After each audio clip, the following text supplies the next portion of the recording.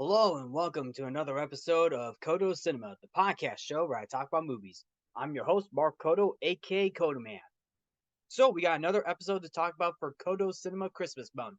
And this one's gonna be a good one because this movie I'm gonna talk about is often considered to be a Christmas movie, but I heard some people said that this one is not a Christmas movie, although I heard a lot of people said this one is a Christmas movie. So this movie I'm going to talk about, well, this movie is going to be Die Hard.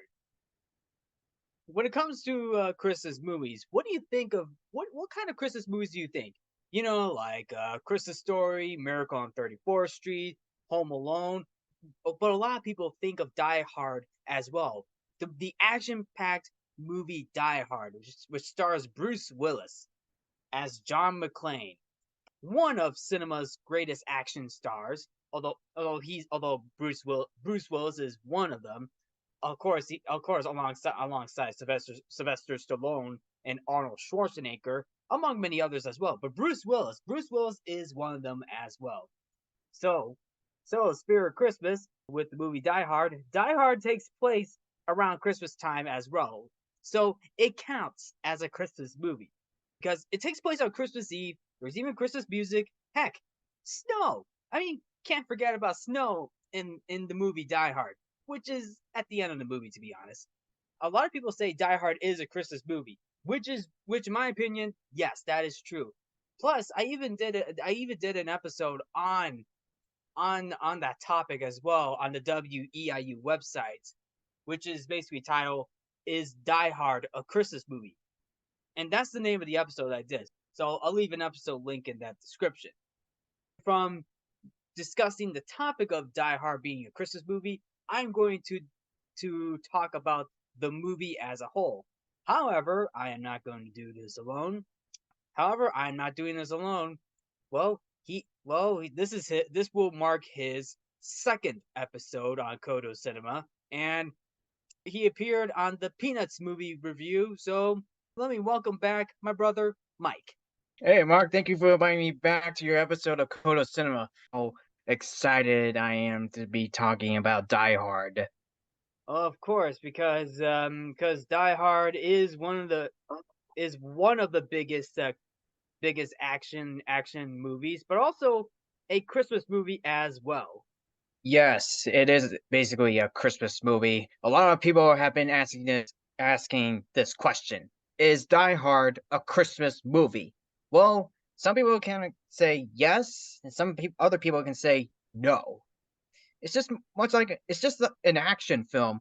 Even Bruce Willis thinks that Die Hard is not a Christmas movie.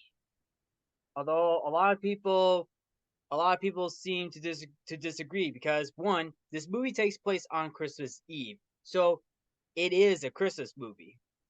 Yes, and this film is directed by John McTiernan, who he previously directed the 1987 film Predator, starring Arnold Schwarzenegger.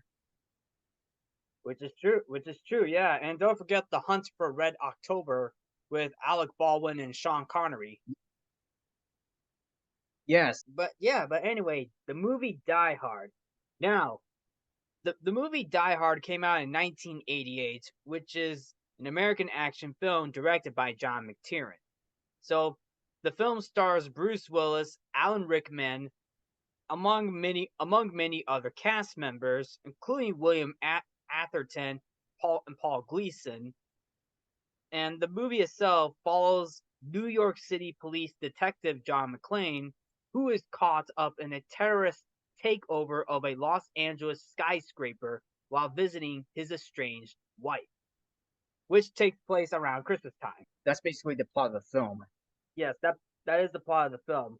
Now, prior to the film's release, now The expectations for Die Hard were low, and some marketing materials omitted Willis's image because the publicity team determined that the setting was as important as McClane. And with the film being released in July of 1988, which is around summertime, hey, who says there can't be Christmas in July? If you count Rudolph and Frosty's Christmas in July.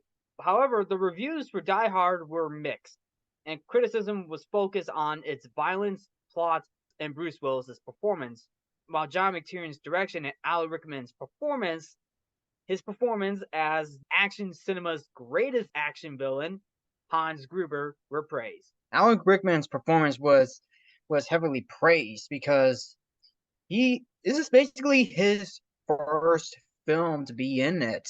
That's true because Die Hard is Alan Rickman's first ever movie role. Now, he has done stage productions, including TV roles as well. But for movie roles, Die Hard is Alan Rickman's first ever movie role. Yes, that is his first film, and after the release of Die Hard, Alan Rickman actually went on to do other films, including the Harry Potter franchise. Of course, he also appeared in the Robin Hood movie with Kevin Costner as well. Yes, including two Tim Burton films, which is Sweeney Todd, The Demon Barber of Fleet Street, and Disney's Alice in Wonderland. That's true. Now, going back to the film, the movie grossed approximately $140 million, becoming the year's 10th highest grossing film and the highest grossing action movie at the time. Yeah. Now, the film received 4 Academy Award nominations and an elevated Willis to leading man status and made Alan Rickman a celebrity. And of course, prior to the release of Die Hard, it has been critically reevaluated and is now considered to be one of the greatest action movies of all time. And of course, revitalized the action genre, largely due to its depiction of McClane as a vulnerable, awesome protagonist, in contrast to the muscle-bound and invincible heroes of other movies of the period. And the rest is history. Plus, it had the sequels that followed, although like Die Hard 2, Die Hard with a Vengeance, Live Free or Die Hard, and A Good Day to Die Hard, plus multiple video games and comics, and other merchandise as well. Yeah. Plus, due to its Christmas Eve setting, Die Hard is often named one of the best Christmas films, although its status as a Christmas film is disputed.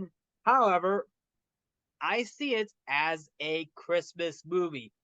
Die Hard is a Christmas movie. It is a Christmas movie. I mean, Bruce Willis himself didn't see this movie as a Christmas movie, but hey, that's his opinion. I get it. That's his. Yeah, that's definitely true. That's his opinion. I mean, everybody's gonna have different opinions on this movie, and that's totally fine. But I see this movie as a Christmas movie. Yes, including Die Hard 2. Die Hard 2 is also a Christmas movie as well. It's like you're copying and pasting from the first film. Yeah, pretty much. But the first movie is going to be a classic. Yes, that film still holds up. And of course, it's also the 35th anniversary of Die Hard. Oh, yes, that is true. Celebrating 35 years. So anyway, we're going to jump into the movie. We're going to break down the movie. Yippee-ki-yay. Yippee-ki-yay. Yippee-ki-yay. Let's jump into the movie Die Hard. So the movie opens up on Christmas Eve. Like I said, it's a Christmas movie. Takes place on Christmas Eve. And this movie follows New York City Police Department Detective John McClane, being played by Bruce Willis, who arrives in Los Angeles hoping to reconcile with his estranged wife, Holly, at a party held by her employer. This takes place at the Nakatomi Corporation. Yes, and he was also, and during the opening of the film, plane landed to the airport. It was basically during the opening of the film, and he was sitting with this guy having a conversation. By the time everyone starting to get their bags. The guy see a gun that John McClane has. If he feels like he's afraid he's gonna do something, and then John McClane was like, "Relax, buddy. I'm a cop." That's true. Sets up the. That's true. That's very true because John McClane's a cop. So now, so his driver at the airport is named Argyle. Argyle, being played by Devereaux Wright. That's the name of the actor.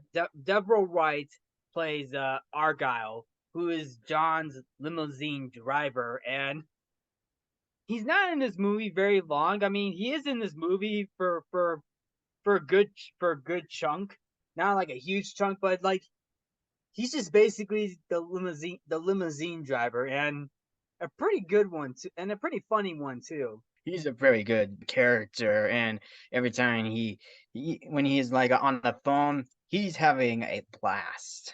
Yes, you could definitely tell that Argyle is having a blast because throughout the majority of the movie, he's literally in this limousine just hanging out until the police arrives and hears the whole conversation of what's going on with John McClane up at the tower. So anyway, John McClane is driven to the Nakatomi Plaza by a limo driver, Argyle, as I mentioned, who offers to wait for McClane in the garage. And once McClane arrives at the tower, he decides to change his clothes, and he tries to have a conversation with his wife too. Yeah. Although his wife seems to, at first, I mean, it's more of an argument, but she does flirt with this one other guy. The other guy with the beard? Yeah, that's the other guy. Harry Ellis. Oh, Harry. Harry Ellis, John McClane's wife flirts with this one other guy, named Harry Ellis. And while at the tower, while at the tower, when John is changing out of his clothes, a radical German group comes in to seize the tower, and it is led by none other than action cinema's greatest villain, Hans Gruber, being played by none other than Alan Rickman. And his entrance is very good. Like he walks in with his men, and they go up to the top to the tower. He's leading a terrorist organization in this movie. And also, Gruber is posing as a terrorist to steal the $640 million in untraceable burial bonds in the building's vault. Yep, that's his goal in the movie. That's his goal in the movie, like to retreat to steal the $640 million in untraceable barrier bonds.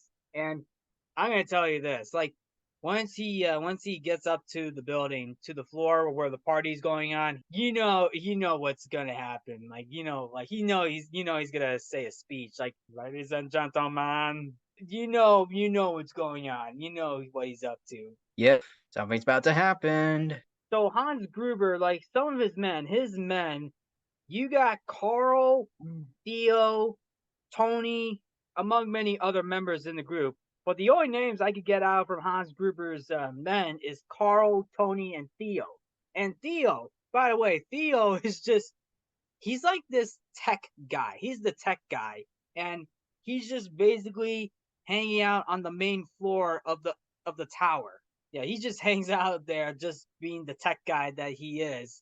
Cutting off most of the phone lines, although actually one of his main goals is to get the safe to open, be this tech guy.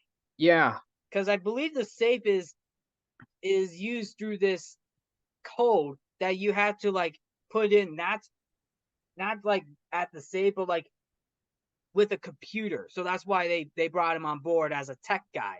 Yes. And during this whole thing, John McClane, he's basically hiding through different parts of the building, whether it's through construction, air vents, even elevators as well. And Argyle, don't forget, Argyle remains oblivious to the events.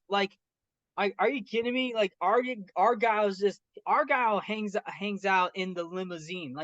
He he listens to music on the radio. He listens to Christmas music on the radio. He hangs out with John McClane's teddy bear that John McClane had, which I'm pretty sure was a Christmas gift that he was going to give to his wife, and then pops open a bottle of champagne as well. And they also have 2 children. Let's not forget. Oh, that's true. That's true. Yes, John McClane has 2 children as well. Yes, and we're also gonna get to the news report later on. Yes, that's true. So yeah, all hell breaks loose at the tower, and John McClane slips away. So now, what is John McClane gonna do? Well, he's gonna try and stop the whole thing. So, and what does John McClane do?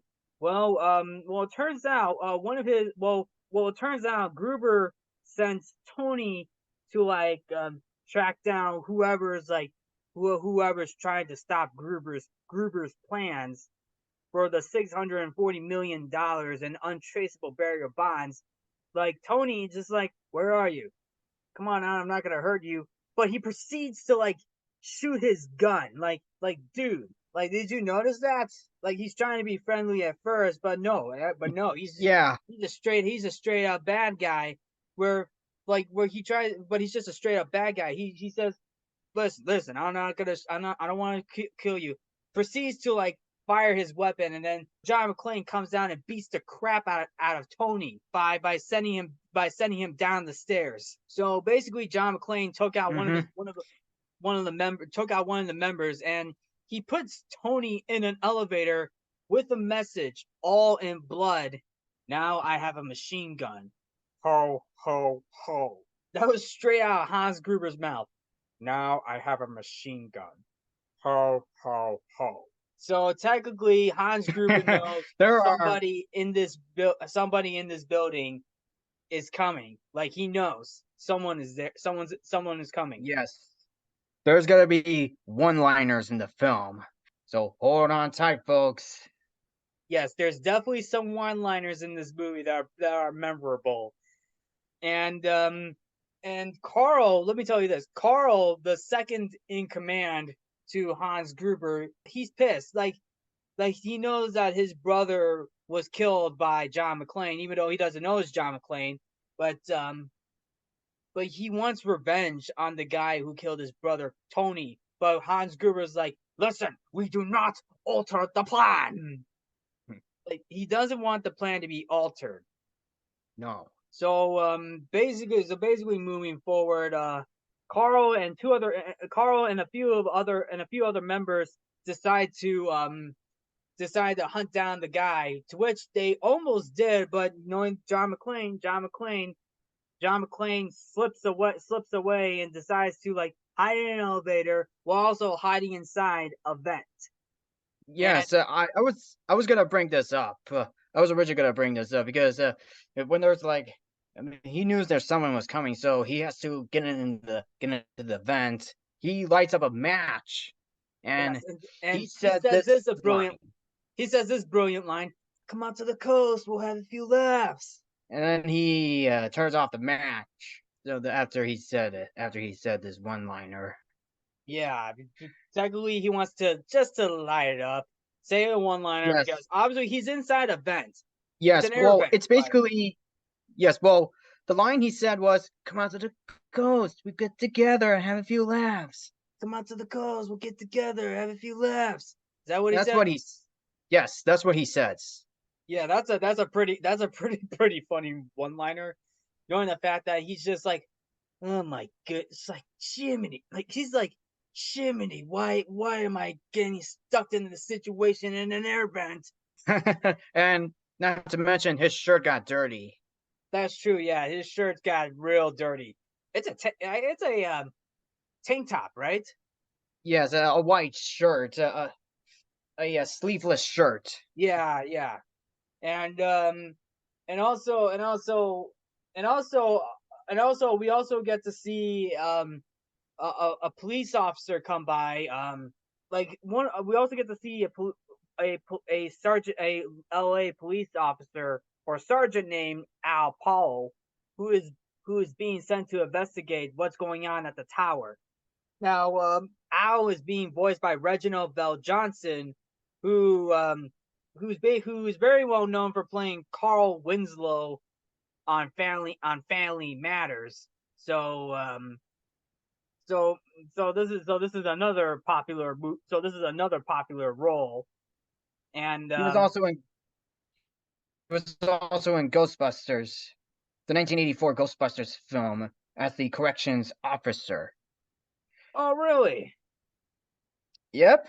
Oh, and Mhm. and also like he basically checks out the place right after getting some snacks at a convenience store where another Christmas song is playing in the background too. So you get Mhm. a couple of Christmas songs being played in the background as well. Just Yes, including "Ode to Joy" in the yes, background. Ode to Joy by Ludwig, otherwise known as Symphony Number 9 by Ludwig van Beethoven.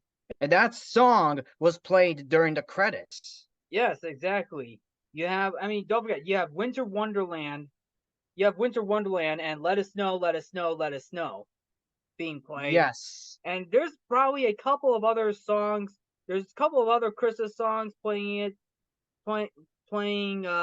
Christmas and Hollies, which is being played by Run DMC, which which will go on to be considered a Christmas classic in parts because of his use in the film. Yes, and the "Ode to Joy" song, I'm pretty sure it's John McClane's theme. I say it's one of his themes, but I can see what you're saying. Yes. But yeah. So anyway, Sergeant Al checks out the place. Although at one point he's distracted by this one guy because one of Gruber's henchmen stands out there just being casual, being like this casual boss, telling the police sergeant like, oh no, everything's stop, everything's all right, you could go home. And the sergeant's like, oh thanks. So the sergeant leaves until John McClane sees the officers like, what are you doing, pal?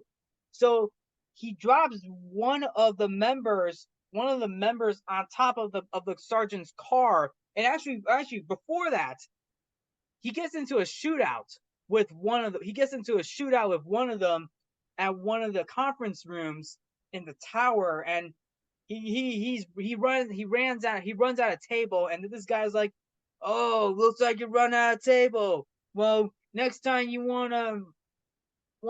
next time you wanna try to kill somebody, why don't you just shoot? And then John McClane proceeds to shoot the guy, and he says, "Thanks for the advice."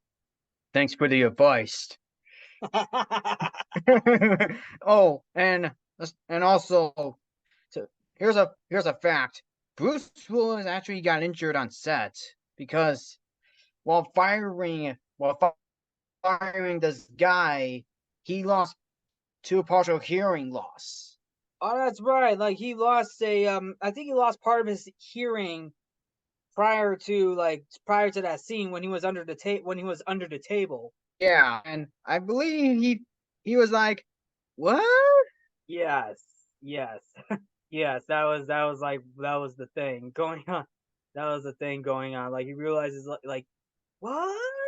There are a couple of like film facts in this movie. Like yes, this is one of them because when John McClane shot the guy from the table, he was standing on top of the table while Bruce Willis was under the table. Like he shot the guy while saying thanks for the advice, but he lost part of his hearing and because of the gun blast. But yeah, I can definitely see what you're saying, Mike. Yes. I just want to bring this up to you. Yes. But anyway, moving forward, the sergeant was wondering what's going on up there, and then John McClane, who dropped the body on the sergeant's car, says, "Welcome to the party, pal." Another classic one-liner from the movie. All right. And then the sergeant was like, "Oh my goodness, what the hell is going on?" He drives in reverse, crashes his car in one of the parking lot and one of the lower parking lot deck and one of the lower parking lot decks, and He gets out of the car, trying to find out realizing that, oh no, this is for real. So he calls for backup. He calls for backup. He brings in the other officers from the Los Angeles Police Department, including the chief deputy named Dwayne, and then of course the SWAT team shows up later on, and then of course John McClane throws some C4 explosives down an elevator shaft, causing an explosion that kills some of the terrorists and ends the assault. So there was another assault going on, but John McClane was able to end it with the C4 explosives. And here's the thing. This next part is probably another funny moment too, because John McClane has a conversation with not only Al but also the chief deputy, Dwayne T. Robinson. He was like, "What the hell is going on?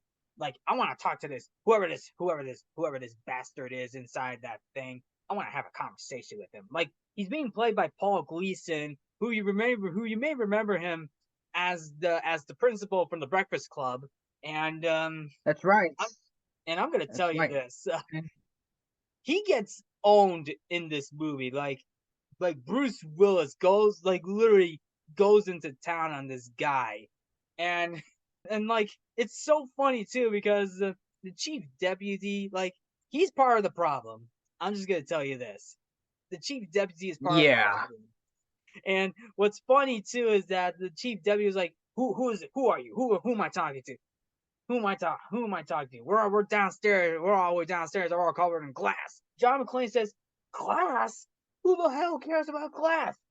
Who is this? Who the hell am I talking to on the radio?" And the deputy's like, "This is Chief Deputy Wayne, and I'm telling you this: stay out of this bit. I want you to stay out of this business, you asshole." And then John McClane, I'm not kidding you, this is actually a very funny moment. John McClane is like, "Asshole? I'm not the one getting my ass screwed over on national TV, Dwayne." and Argyle was laughing at that part. Yes. Argyle listens to all of it. Like this is when he realizes, like, after the attack that is going on, he listens to the conversation on the radio between the deputy and John McClane, and it's so funny. It's just so funny. Like John McClane is telling the deputy, I'm not the one getting my ass screwed over on national television, Dwayne." And Argyle is just having a blast. Yes, Argyle is having a blast, and then a few other things that John McClane says, but he tells the deputy to put Al back on the line, and I think that one of the reasons is because the deputy is being part of the problem. Like, he's not realizing what's going on. John McClane knows, because here's the thing: John McClane is a police officer, is a police detective. Yes. So the deputy, I don't think the deputy knows that John McClane is a police detective from New York City. No, I don't think so. But I'm like, I think he should have said, "Hey, I'm a police officer too. I'm just from another state." Imagine how different that would have been. Yeah. But anyway, John McClane refers to Al, like like the code is basically Roy. Roy is John McClane's made up name for this movie, because John McClane doesn't tell his name to Al. He just tells him that, "Oh, I'm just Roy, Roy." But anyway, Harry Ellis, one of Holly's co-worker at the tower, attempts to negotiate on Gruber's behalf, but unfortunately, McClane refuses to surrender to Gruber. But the thing is, like, McClane barely knows who Harry Ellis is. He's like, "No, Harry, don't believe in what he's saying. Don't do it." Unfortunately, he gets killed off. The guy gets killed off. And of course, while checking the explosives on the roof, Gruber encounters McClane and pretends to be an escaped hostage. Oh, wait a minute. Hold on a second. I'm forgetting something right here. Remember one of their early conversations that McClane and Gruber had on the Oh yeah. radio? On the radio, that so I see that you're trying to. So I'm seeing that you're trying to stop this whole thing, Mister McClane. You know, like those Hollywood action films, like John Wayne, Cowboy John Wayne, among many Yes. other popular popular films, including Sylvester Stallone. He mentions Rambo. Ah, yes, Rambo. Sylvester Stallone. He name drops Rambo. Obviously, a reference to um, obviously a reference to Sylvester Stallone, to which Rambo came out in 1982. Yes, the first Rambo movie came out in 1982, and the sequels came out in the 80s, which includes Rambo first, Rambo, the second Rambo film that came out in 1985, and of course Rambo 3, which came out 1988, the same year as Die Hard. That's true. Yep.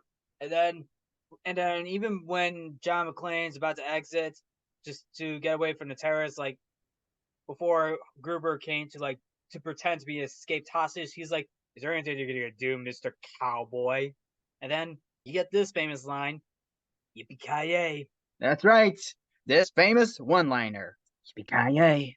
Yippee ki yay! And then of course, flash forward. Now Gruber is inside, pretending to be an escaped hostage, just so he can find the other explosives. And he's just like, oh, you're one of those guys. Please don't harm me, please. I'm just a hostage. I'm just a hostage. No, you're not, Gruber. You're not a hostage. Yeah, and they were also having a conversation too, They were face to having a face. conversation as well, smoking cigarettes, and then of course, Gruber attempts to shoot McClane, but finds the weapon is unloaded, and of course McClane's like, "Oh, look at that! You had bullets!" But unfortunately, Gruber's men shows up, and Gruber's like, "You were saying?" And then like another shootout happens, and unfortunately, McClane escapes, but is injured by shattered glass and loses the detonators because Gruber tells Carl and his men to shoot the glass. Shoot the glass! Like, they shoot the glass, and of course, obviously, because John McClane's in bare feet. He's got bare feet on for the entire movie. Yeah, In he this doesn't have any tower. shoes. He doesn't Doesn't have have any any shoes, yeah. shoes. I mean, his foot is bleeding. His foot is bleeding throughout the rest of the movie. His foot is bleeding throughout the rest of the movie. And then outside, the FBI agents take control of the mission, and they order the power to be shut off, which, as Gruber had anticipated, disables the final vault block so his team can collect the bonds. And then the FBI agrees to Gruber's demand for a helicopter, intending to send gunship helicopters to eliminate the group. And McClane realizes that Gruber's plans to blow the roof to kill the hostages and fake his team's deaths. So McClane's got a mission on his hands. Now he's running the clock on this one. So, but unfortunately, he gets stopped by Carl, like the big guy, Carl, the second in Yes. command to Hans Gruber, He's enraged the by the death of his brother Tony, and he attacks McClane. well, technically he actually for Carl, he is the blonde hair character. Yes. And he actually crushes the walkie-talkie. And he was like, "It's personal." And John McClane was like, "Oh man." And then he started fighting. He started to fight Carl. And he literally beats him up. He had a good fight.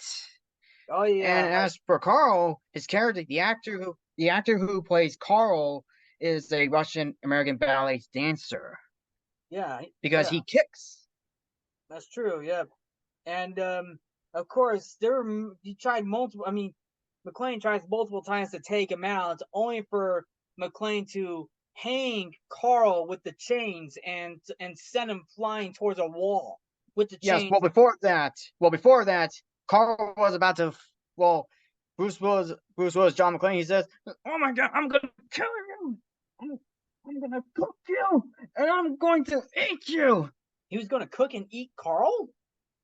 That's what he says when he was bringing him up, while fighting, like walking upstairs.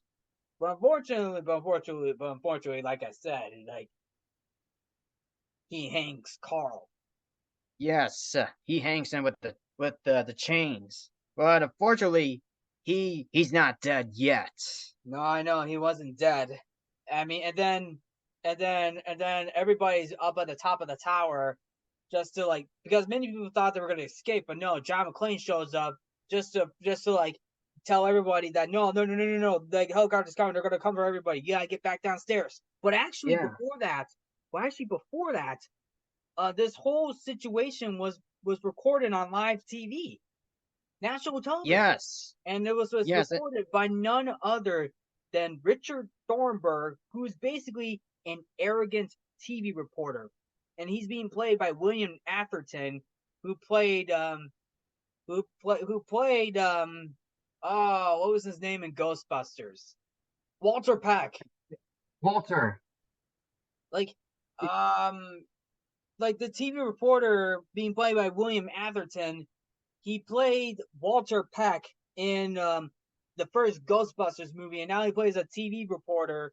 And if you thought Walter Peck was annoying, then this guy, the guy Richard Thornburg, is a real dick. But the thing is, like, Richard really wanted this story. Like, he wanted to get this story. He wanted to get this story. Really wanted to get this story. And Thornburg literally, he tries to get McClane's kids on TV, and he even threatens one of the nannies at the McClane's house, and he threatens the nanny at the McClane's house to be taken away. I was just like, oh my goodness, like yeah, you could definitely tell that Thornburg is a real dick in that Yeah. movie. And Not then and good. then and then on TV, like the kids are on TV. They really like Thornburg interviews McClane's children, and deduces that and like Thornburg interviews McClane's children, and the children, the girl, McClane's daughter, Lucy. yeah, she tells, like That's she says on Lucy. the That's the daughter's name. yeah, Lucy is the name of McClane's daughter, John McClane's daughter, and Lucy just says, "Come home." And this gets the attention of Hans Gruber, because he sees a picture flying on the desktop, and he lifts it up. He notices that it's John McClane, but also his John McClane's wife, Holly, and Hans is like, Mrs. McClane, how nice to make your acquaintance. uh, yep, Oh, now oh McClane, boy. now the wife is in the situation now. So Oh boy. back on the rooftop, after everybody, because this is with all the people. This is with all the people. Like all of this is with all the people. Like group Hans orders everybody to get up on the rooftop, and and McClane's up there too. Like McClane tells everybody, they're like, no, this helicopter is gonna blow up the whole building. You gotta get down here right now. Like he fires his gun in the skies just to like tell people to like turn around, go back downstairs. They do that, and then the helicopter, and then this whole helicopter attack literally causes chaos as John McClane tries to like leap from the building to the party floor where they were on, and he succeeds. He was able to use the fire hose, breaks through the glass with his gun, and then tries to avoid the explosions by being hides himself in this pond with the water spraying down on him, including the sprinklers. And then what we get is probably one of the most iconic moments in this movie, where John McClane and Hans Gruber go face to face with each other one last Well, time. well, before that, Argyle punched Theo. That's right, because Theo tries to escape by pretending that he's an emergency medical assistant, and Theo, Argyle is like, what the hell are you doing? I'm not gonna let you get away, because he knows something's up. So he stops the guy, and he crashes his limousine into that ambulance that Theo was driving, and Argyle punches him in the face. Yeah. That was a That satisfying moment as well. yes, a Christmas gift, which is a punch in the face to Theo. But there's gonna be another one. What you say? There's gonna be another Christmas punch. There's gonna be another Christmas present for the news reporter, for which we're also gonna get to that later. Soon. Yep. There's gonna be another Christmas punch as well. Yes. And And of course then we get the final confrontation between McClane and Gruber, and and and Holly. his like his speech that he's saying, like John Hans! Wayne doesn't walk away with Grace Kelly, but John McClane mentions somebody else. I don't know who the person was that he walked away with Grace Kelly, but unfortunately Gruber, with John's wife in his hands, like tells John, say, what was that you said to me? Yippee ki Then they proceed to laugh.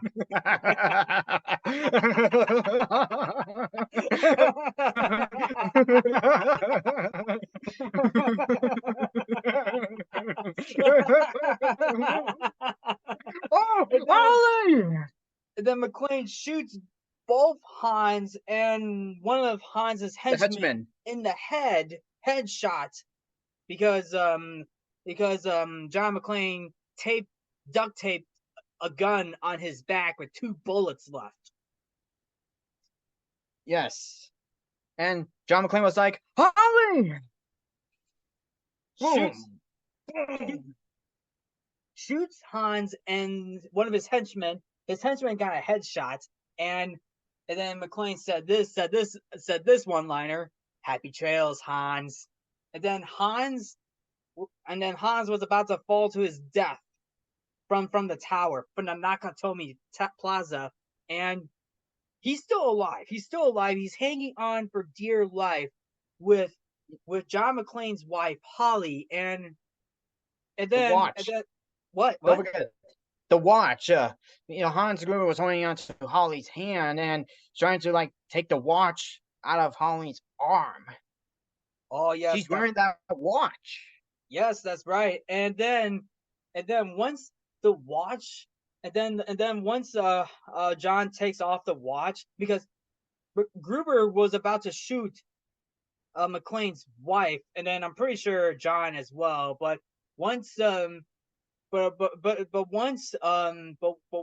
John McClane takes the watch off, Hans falls to his death.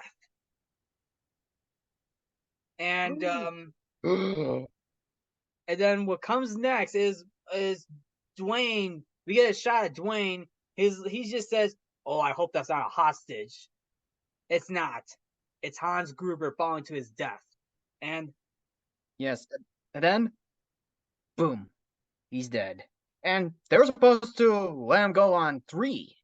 oh yes, that is right. Actually, another fun fact about this moment.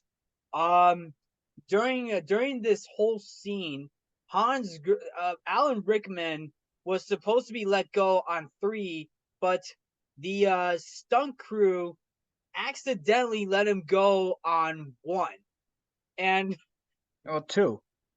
or 2, or 1 or 2, but they let him go too early. They were supposed to drop it on 3, but they let him go too early, and the reaction that you see from Alan Rickman, that was not acting. That was his real reaction, his real genuine reaction of the fall that he's going through.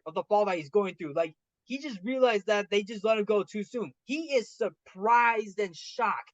That is his genuine reaction. His When they let him go that early, and it's like, ah, like, that was his real reaction. That is his real genuine reaction.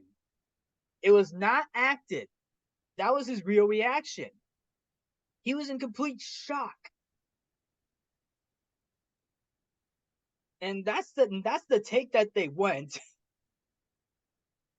Yes, and that's all, and that's the end of Hans Gruber. And I like the music that they added too during this whole scene. It's like dun dun dun dun dun dun dun dun dun. Boy, I hope it's not. I hope it's not a hostage. Dun dun dun dun dun dun dun dun. Bum. And that's the end of Hans Gruber. Yeah, that's the end of Hans Gruber. John McClane and his wife reconcile. They all come back down to the. They all come back down to the parking lot where they met up with the police force, and John McClane revealing himself to Al, and they share a moment, and then of course, Dwayne tries to, start an argument, but unfortunately, because Dwayne's like, what the hell? What the hell have you done? You know something? You caused a lot of damage in this place.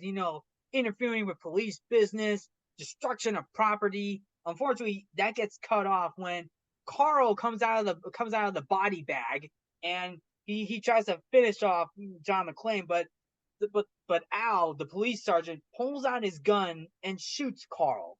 Yes, so he wasn't. So Carl wasn't dead yet. He is about ready to finish him off.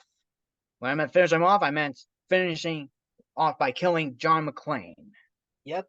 And then, of course, Richard Thornburg goes on the air again. He tries to interview John McClane and his wife Holly, but unfortunately, but Richard Thornburg doesn't see this coming. He gets punched in the face by Holly for threatening, because Thornburg threatened Thornburg, because you know what Thornburg did. Yes, he interviewed John McClane and Holly McClane's children. Yeah. So that's for interviewing my children.